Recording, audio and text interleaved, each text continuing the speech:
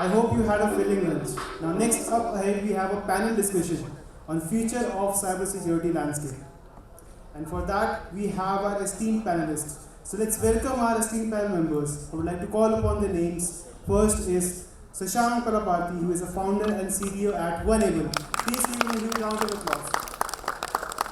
Next we have Karthik Bappanad, who is a cybersecurity leader.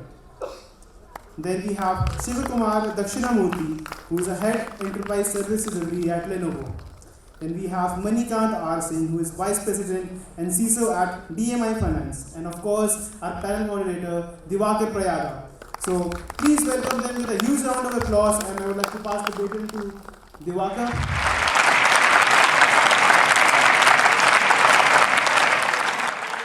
All right. I guess you had a sumptuous lunch and have the heavy duty of keeping you awake after the lunch. Okay, but let me tell you something. It's not just about the panel you're going to do and put together some aspects.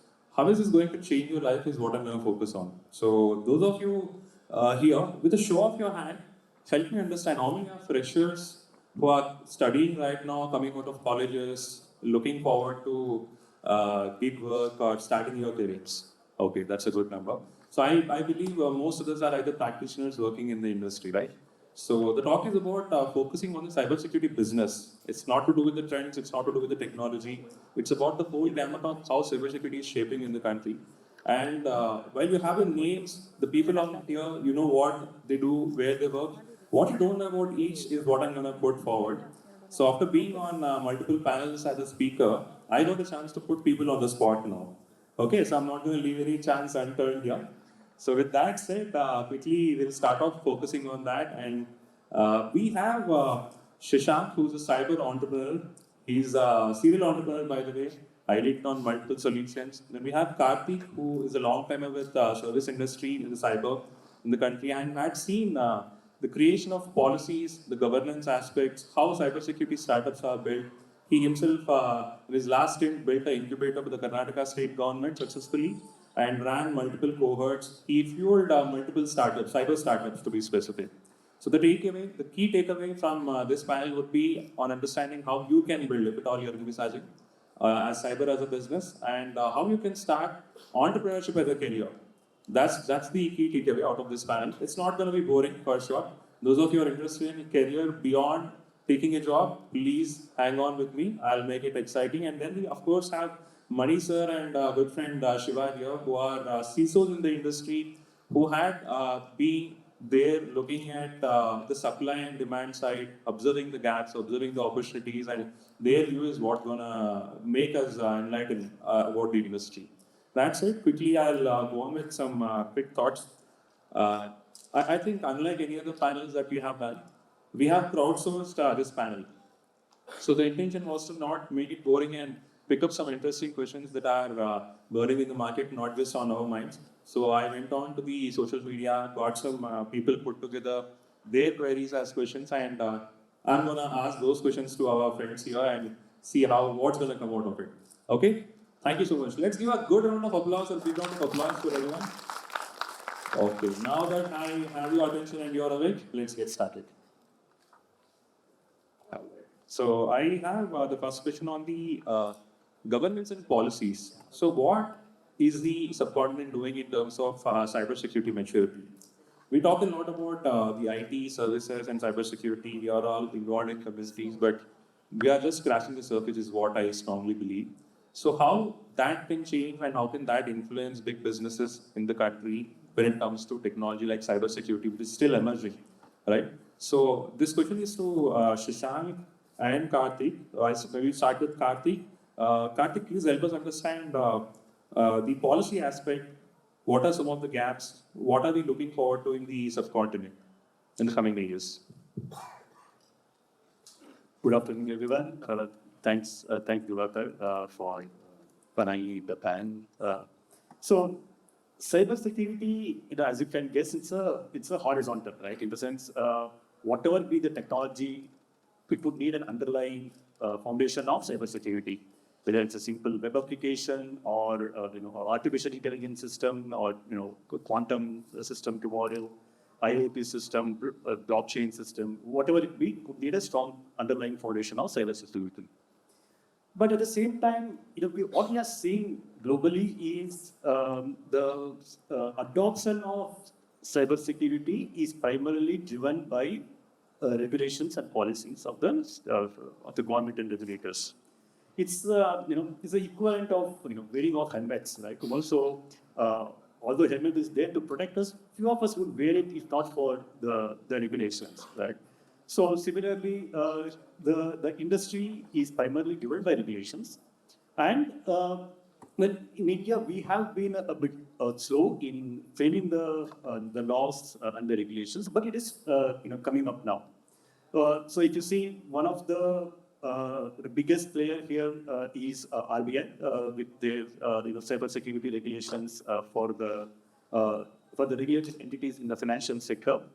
And especially with the setup of REBIT, the quality of RBI's inspections have gone up significantly, which is resulting in the regulated entities needing to up their game, right? So that is today key driver for adoption of cybersecurity controls, solutions, products. From government perspective, there are several government initiatives, and like Divakar mentioned, Karnataka, it has this Center of Excellence in Cybersecurity, through which a startup incubation program was run as well. As well as Karnataka has now launched a cybersecurity policy for the state. The cybersecurity policy itself has several aspects for promotion of the cybersecurity industry in the state, right? Including providing funding to the industry, subsidizing the adoption of cybersecurity audits and controls by startups, of cybersecurity solutions provided in Karnataka. There's also the intent to bring in this what we call triple helix model, where we get government, industry, and academia together to work on common problem areas. So there are several such initiatives happening both at the government level and all the regulators. If you think of today, RDI, SEBI, IRDA, the power sector regulators, they are all very, very active when it comes to failing cybersecurity related regulations. Perfect. Thank you so much, Karthik, for adding the two. I think I see entire cybersecurity industry into two perspectives: the regulated and non-regulated.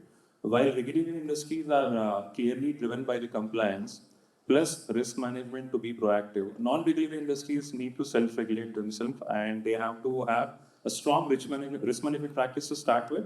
And of course, they should be self-regulated by building the right compliances.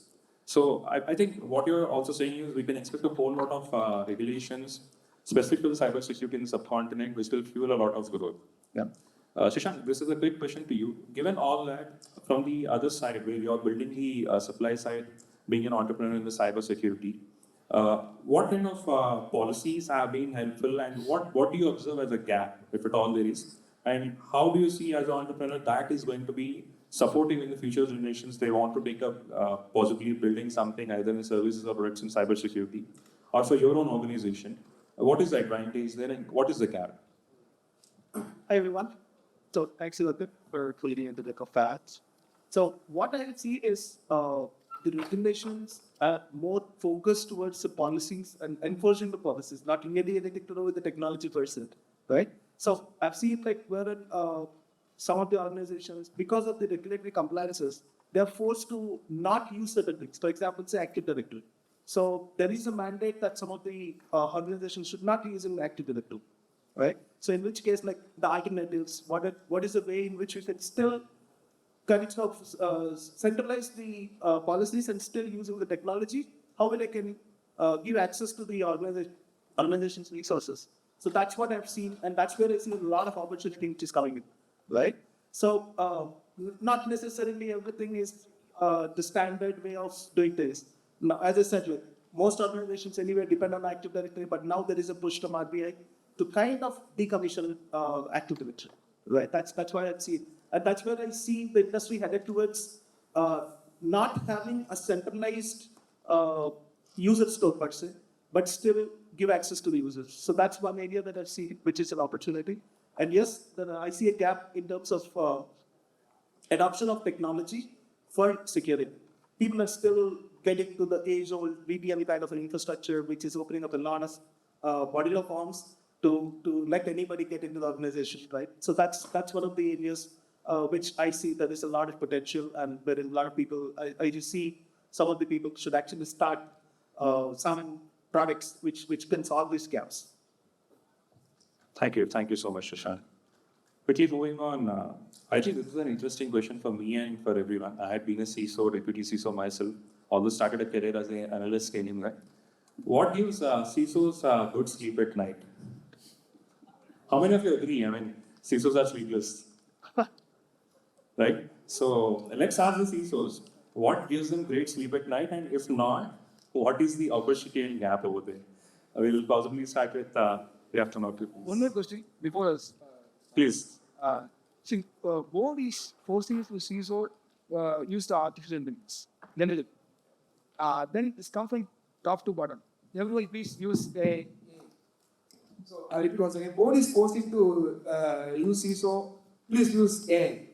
But AI, we know that what the information is not a reputed authorized information. It's collecting the data from the various sources. We cannot believe as it is as of now what AI is saying actually. But CISO also not understand from their end, there's a risk if you're using the AI in the cybersecurity. In other way, we cannot use the AI also, say example, threat intelligence automations, advisories. We are using the AI. So what is your view using the AI in terms of strategic view, in terms of operation, in terms of CISO, in terms of board? Absolutely. Thanks a lot for asking that question. Yeah. When I crowdsourced this panel and asked, hey guys, if you have any interesting questions, please ask us. I think there were 10 questions, 9 out of 10 were on AI. So I'm not surprised. I definitely wanted to talk about it, and we have the right person here who's actually pursuing advanced studies on AI, and I think he will give us the enlightenment here. Please, you. Thank you so much. Thank you. Hello, all. I think before we get into the detail, I want to say one specific word you will understand, right? The innovation and the skill which will help to hire the CISO, one cyber attack helps to fire. The hiring is referred to innovation and skill, right? One small attack, we get fired. Remember this, right? This is how the CISO life all starts. Okay, so let's come to the specifically Divakar question. The CISOs are really sleeping. I think I don't want to directly answer this, okay? But I will give you some clue, then you will get to know that actually. But if you want really, the CISO need to sleep very peacefully, the organization should have that, the security culture need to be there adopted across. It's not only one person's job it is, right? It's not a CISO job alone. As an employee, as a management, at the board, every level, they have to adopt and help the CISO to achieve what the organization goal all about it is. I think this period is the primarily still there's a problematic area. Sometimes in smaller organizations, what I see here it is, okay, security is not my area.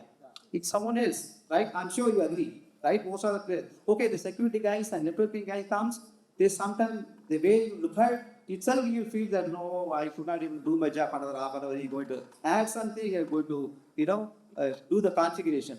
But that is where the industries need to go. I think in developed countries, it's very, very, very clear, and everywhere you can able to see that security is everyone's responsibility to get it done, and we have to focus on it actually.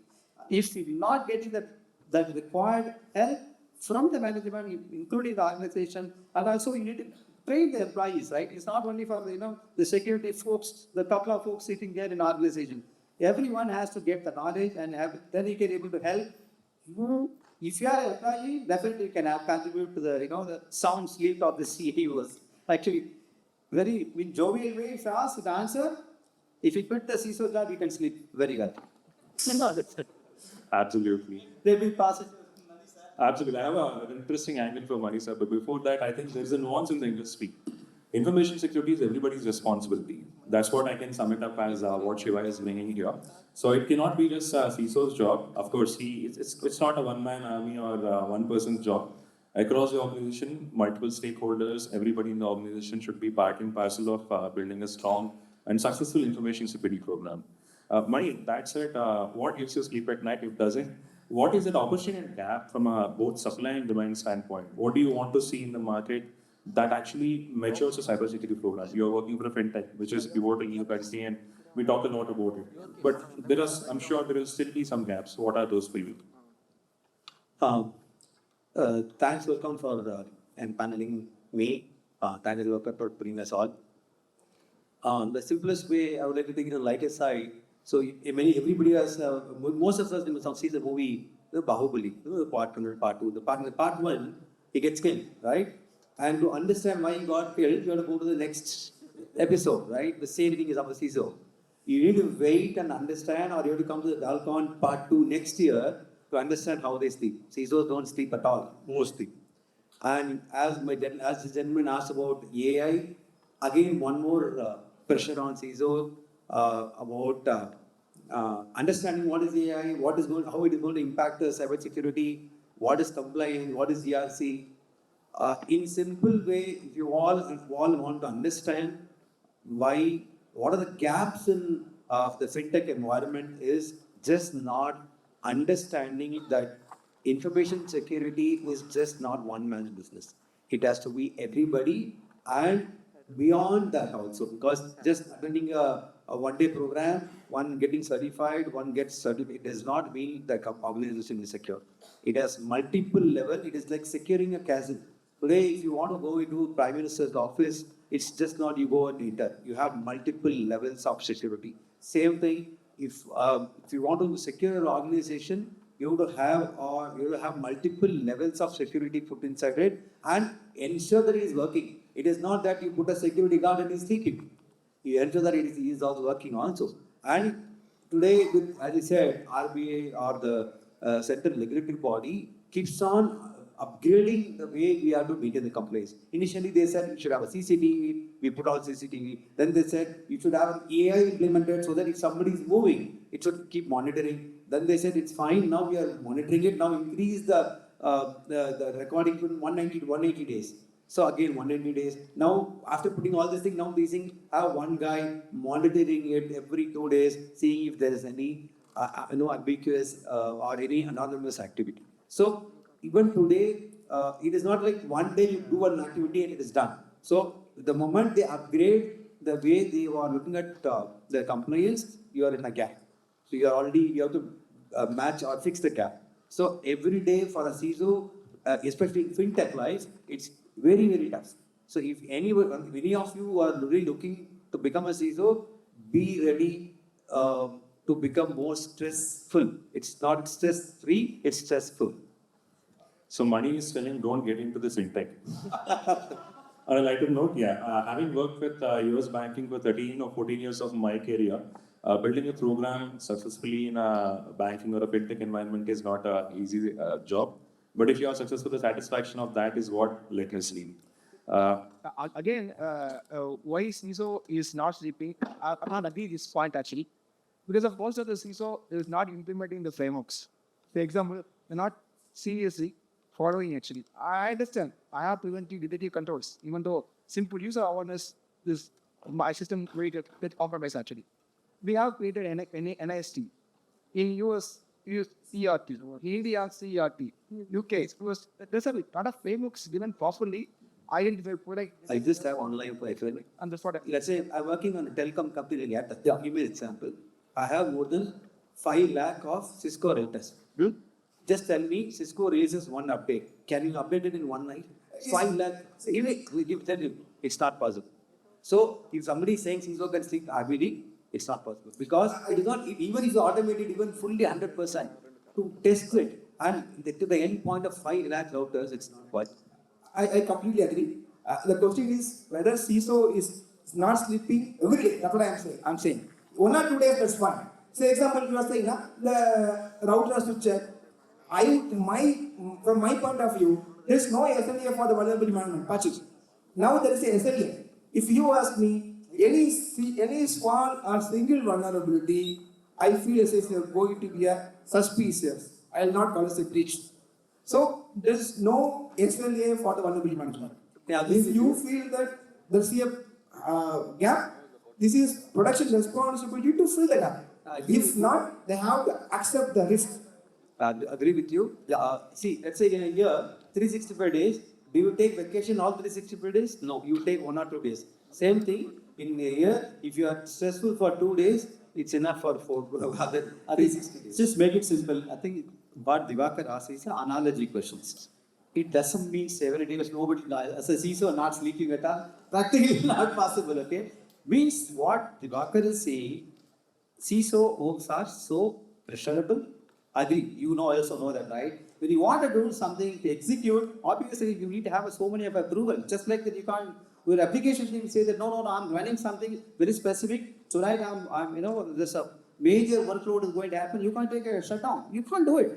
We know that there is a fix. We know that how to do it. Your environment should allow you to do it. That is the reason they are stressed. It's a literal meaning of not sleeping. Don't take it as if you're another light to say. Thank you. Sir, so like, what was the answer for his first question? Like, how CISOs are accepting AI developments into the organization? So, yeah.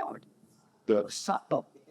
Because let me add the value there. Because I'm doing my PhD in AI security, especially LLM security. Okay, this area is a growing field. It's not mature. Remember this. There's a lot of model mushrooming. And wherever we do that, there are a lot of POCs happening around. You will see that, right? What my research, what I'm going through currently here it is, there is no perfect model exists.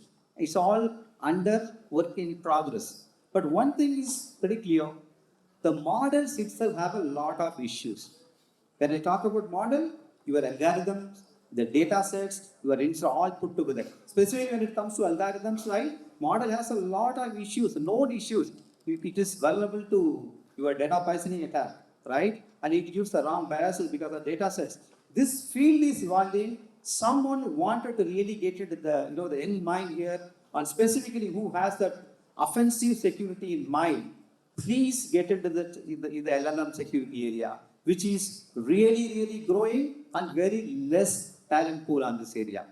This much I can tell you, but this is the area where you can be able to grow a longer span of time. The work will be there, and you can be able to make a product out of it. Thank you.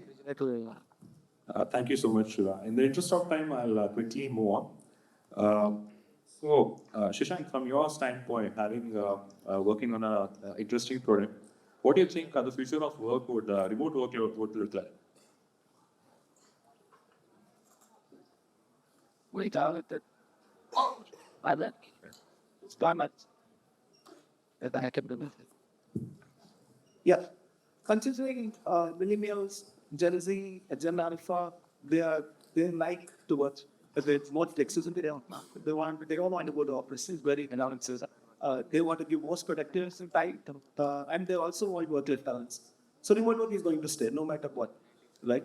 And organizations will be forced to implement the hybrid, at least a hybrid kind of an environment, to consider the generation that is going to come into the world, right? Now, this actually poses a lot of challenges to CISOs, particularly today.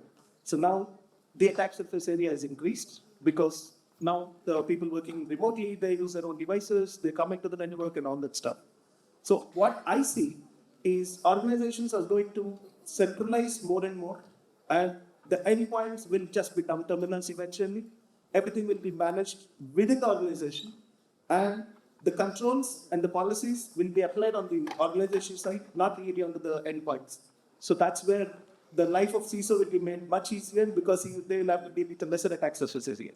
That's where the world is going to go towards. And of course, again, from the CIO and the VP engineering standpoint, right, there will be challenges in terms of productivity and time inputs. Well, this guy is not sitting in front of me.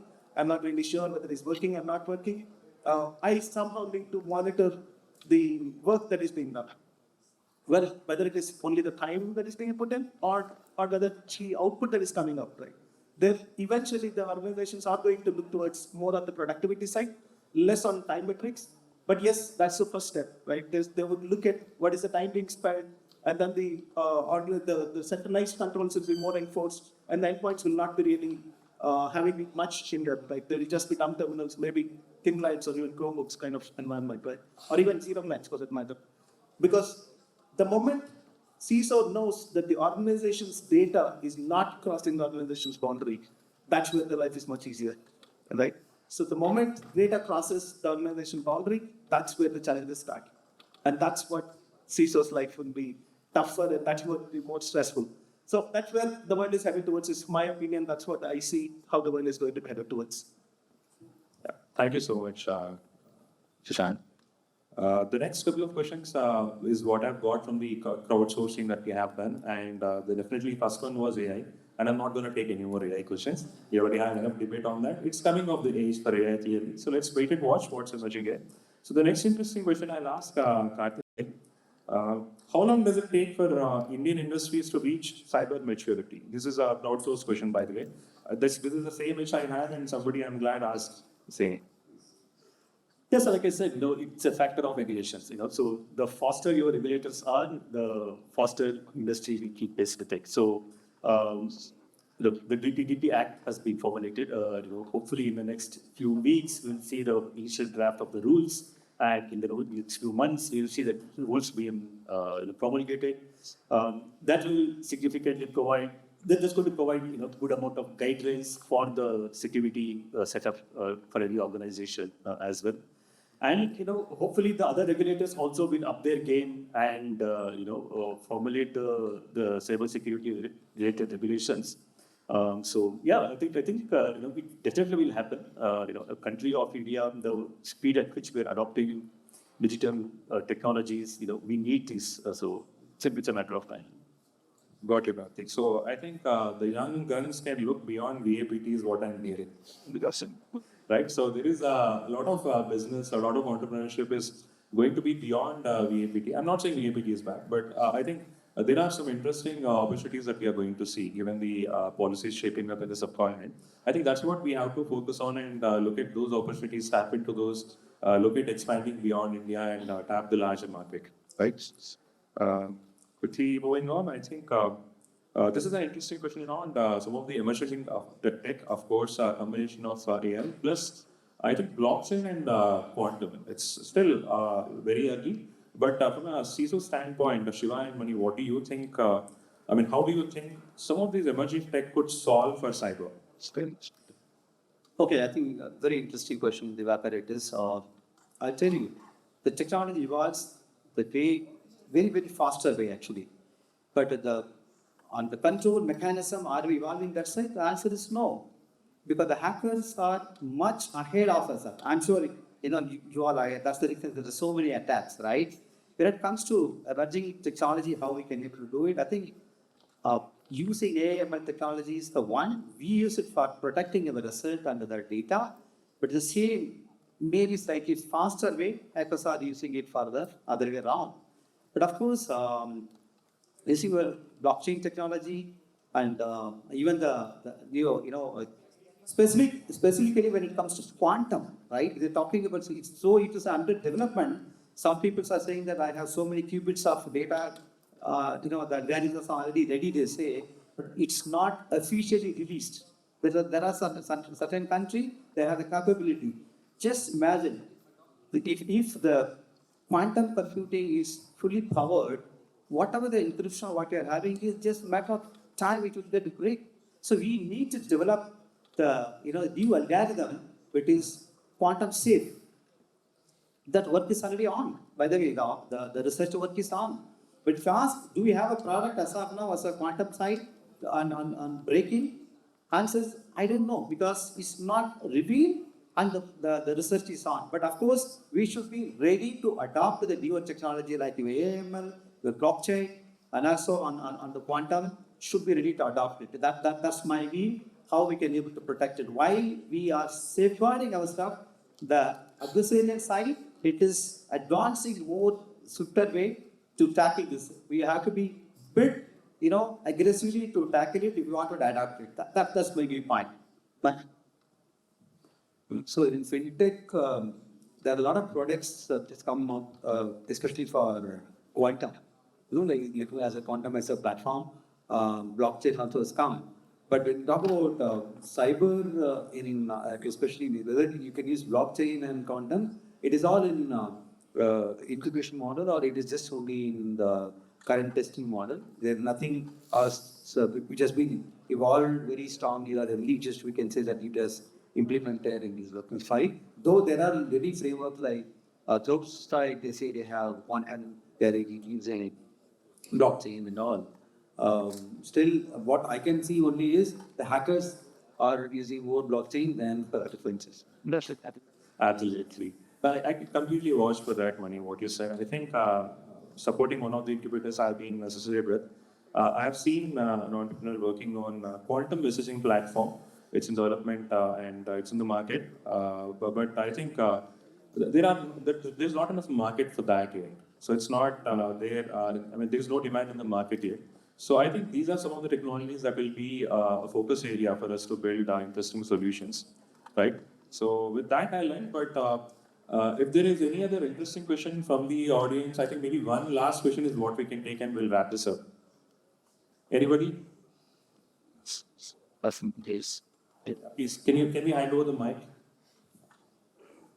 Please. Start. Good question. Hello. So my question was actually, so suppose there are two banks, right? You are CISO of the bank, right? So one bank is under AFT bank, okay? And Microsoft apparently has revealed the threat intel report. Okay, this TTPs are being used to attack your bank. Now they have said those threat intel reports to you as well.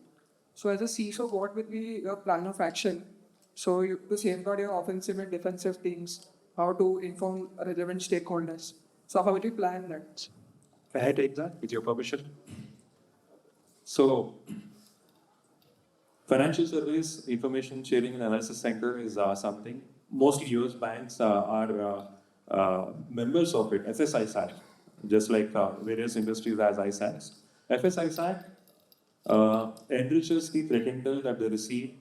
They also get inputs from FBI, DOD, CIA, and other bureaucracies, basically.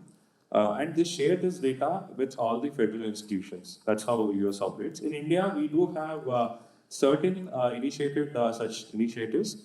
I haven't seen much of the information sharing actively happening. At least to my observation, I haven't. But if that is happening, we'll pick it up. But the moment that comes to CISO, I think it's a huge responsibility on the CISO to dissipate it across various stakeholders, including the legal, finance, HR.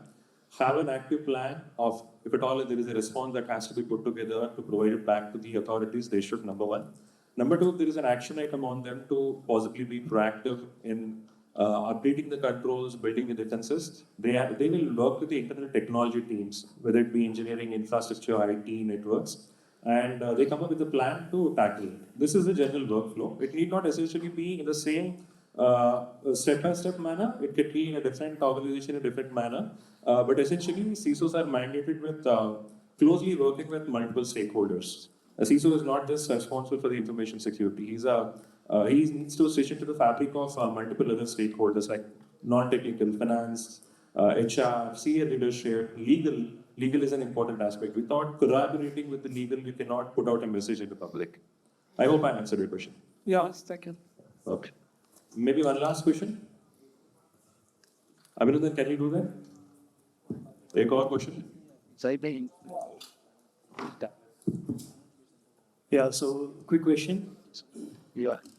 So as CISOs, talking about the cybersecurity business, you guys have the authority to outsource a product or a service within the cybersecurity space. When do you make that decision? When is it, let's say, when is it going to work? Like what factors are you considering when you are deciding to outsource a service? For example, we talk about pen test, right? Or some other threat intel service. Like we have a lot of vendors coming up. When do you decide that versus building a team internally? What factors are? Has it changed over the last 5 years, or has it been missed?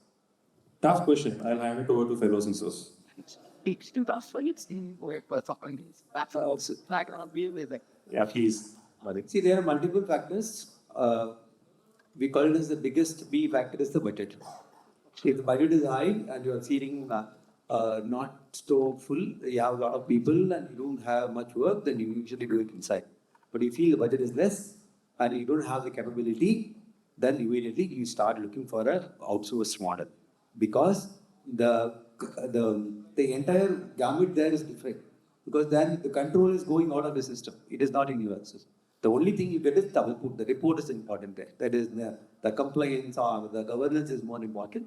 But there the importance of quality is all. It is all just only an insight. It is not there. When it is insight, it is required. So the decision factor is multiple, but one of the reasons is budget, and second thing is the availability of resources. I think today we were discussing something about skills also. One of the biggest factors is skills. So that these two are one of the similar factors which we decide. Following up on the same question, where do you kind of, okay, what quality do you see, what outcome do you see from both these ways? Having it in-house or outsourcing it? What have you like come with the consensus, like we are seeing good quality outside or we are seeing good quality inside? Okay, adding Mani's point, still, see, start with the impact. If the particular issue is going to create a major impact, and the proper way you go and explain to the board, you get a budget. Obviously, budget is generally it is constrained most of the companies, and you explain the impact. Hey, this is what it is. If you're not going to do, we are going to lose so much of dollar. So board generally understand in terms of numbers. So based on the impact, make your case stronger. Board generally will approve if it is really they feel like required. Okay, that's the one. You identify. Can you able to fix it? That answers to answer your question. Do you have an in-house capability? Most of the organizations, no. I'm just telling the fact, because CISOs is a techno management function. He's not a technical alone, and he's a management person also, right? So he may have certain quality, certain technical knowledge, but will they able to fix the problem what he is foreseeing, the latest one? He may not. Or she may not able to do it. So generally, they look for the qualified and good forums, right? Firms are there, all big firms are there. They go and collect it through the known sources, through the reference, they go it. That's how it works. So when you're starting your own, nice, one with the better skill set, with the price competitiveness, you can be on that area. Very less people. Skill set is the part where Manikant were talking. The depth of skill set is the problem of now actually. The developing skill is always required. I think so. Before I finish, I think majority of the bar looks like it is all the young crowd. You build a skill which is different to you, because most of the companies throw out the people. They don't worry, because the skill will protect them, because if not A, there's a B. So always you develop your skills, which always will protect you. Thank you. Thank you so much, Shiva, Mani, Karthik, and Sashank for partnering with me and enlightening us and taking a lot of questions. Quick glance across the room, nobody's snoring, nobody's sleeping. I think I did my job well. Thank you so much to folks at VULNCON for giving this opportunity. Thank you so much.